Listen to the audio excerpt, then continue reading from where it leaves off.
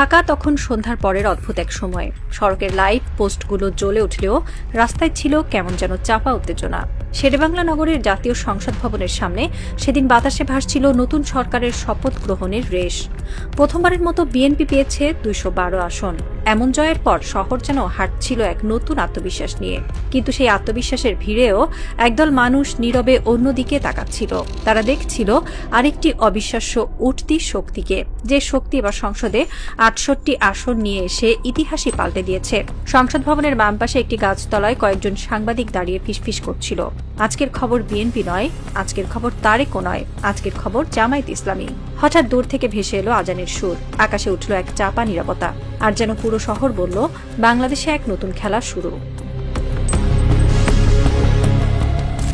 বাংলাদেশের গণমাধ্যম যেখানে আজও এই ফলাফলকে বিএনপির সুস্পষ্ট জয় বলে ঘোষণা করছে, ঠিক সেই সময় আন্তর্জাতিক মিডিয়া খুবই অদ্ভুত এক শব্দ তুলে ধরছে। জামায়াত ক্ষমতায় না গিয়েও ক্ষমতার পথে উঠে এসেছে। ব্রিটিশ দৈনিক গার্ডিয়ান লিখেছে, moderates in Bangladesh are anxious, Jamaat's return is no small ট্রেমার।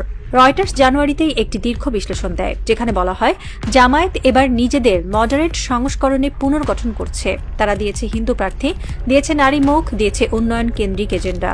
আন্তর্জাতিক বিশ্লেষকরা বলছেন ৬৮ আসন মানে শুধুই সংসদে ক্ষমতা নয়, এটি একটি জাতীয় নেটওয়ার্কের জেগে ওঠা।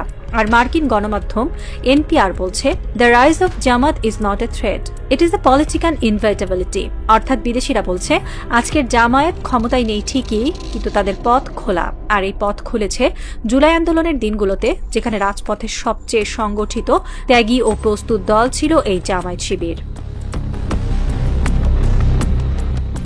২০২৪ সালের জুলাই আন্দোলন বাংলাদেশের রাজনৈতিক মানচিত্রে এক ভূকম্পন ছিল। বিক্ষোভে যখন ছাত্ররা পুলিশের বুলেট এড়িয়ে দৌড়াচ্ছিল, যখন বিশ্ববিদ্যালয়ের গেটে গেটে বৃষ্টি ভেজা সন্ধ্যার মধ্যে লাঠিচার্জ চলছিল, তখন রাজপথে সবচেয়ে শৃঙ্খলাবদ্ধ ও সংগঠিত অবস্থানে ছিল জামায়াত। তাদের পদযাত্রা যেন তৈরি করেছিল এক অদ্ভুত আবেগ।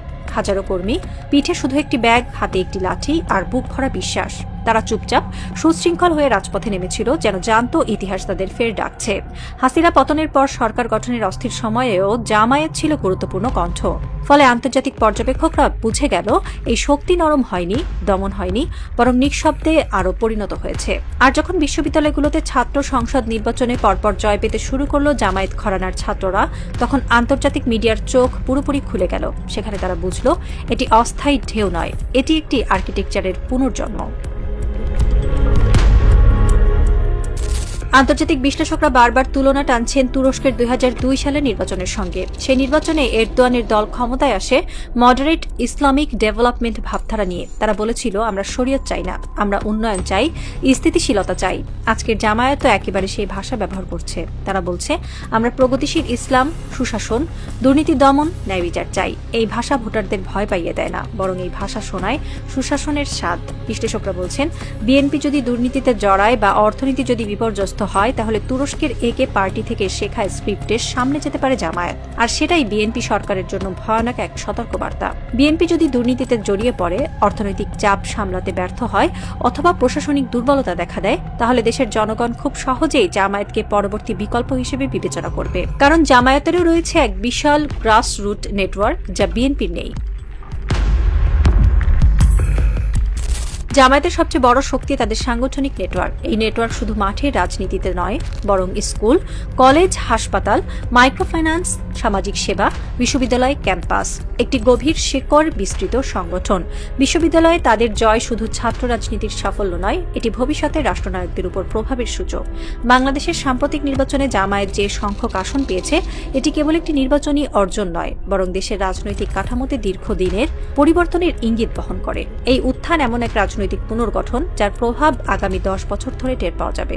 বিশেষজ্ঞদের মতে, জামায়াতের উদ্ভবকে শুধুমাত্র সংসদের সংখ্যাগরিষ্ঠতার চশমায় দেখলে ভুল হবে। এটি বাংলাদেশের রাজনীতিতে একটি নতুন যুগের সূচনা, যেখানে ভোটধারা, তরুণদের রাজনৈতিক পছন্দ, সংগঠনের গভীরতা সবকিছুই নতুনভাবে সাজানো হচ্ছে।